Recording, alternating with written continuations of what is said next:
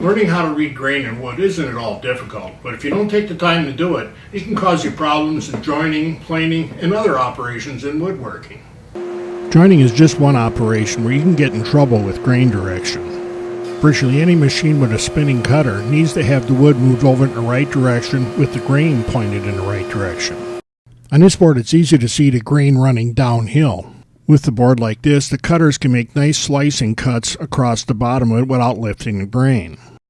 Here the grain is running downhill towards the cutters. That means that the cutters can actually lift the edges of the grain. That produces chipping and splitting. Think of the bristles on this brush representing the grain. With the bristles swept back or running downhill, it's easy for the cutters to make clean slices across their bottom. Angle the bristles or grain the other way, and you can see how the cutters just grab the ends. If we force the ends of the bristles or a downswept grain into the cutters, nothing good is going to happen. Whether we're joining the edge or the flat face, we want the grain running downhill as it approaches the cutters.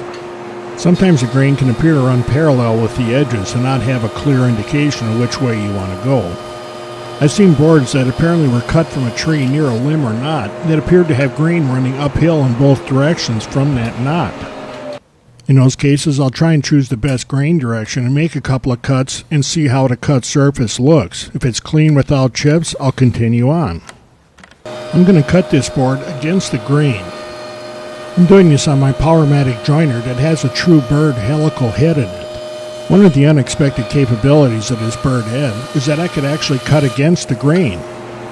I'll make a few passes against the grain and then we'll take a look at the edge. I have tried this on a very good straight knife machine and the results weren't pretty. And here's the edge we just cut in the wrong direction. This cut shows a little bit of chipping and a little tear out, but overall it's pretty clean. I've tried this with a straight knife machine and it can look like the grain exploded. With very little practice, reading the grain on a board takes just a couple of seconds. And when you're working with expensive wood and you need a clean, straight edge, that couple of seconds is well worth the effort. Just take your time and force yourself to get in the habit of checking the grain before you make a cut. Grain direction matters whether you're on a joiner, a planer, or using a router. They all have to be cutting downhill on the grain to produce a good finish.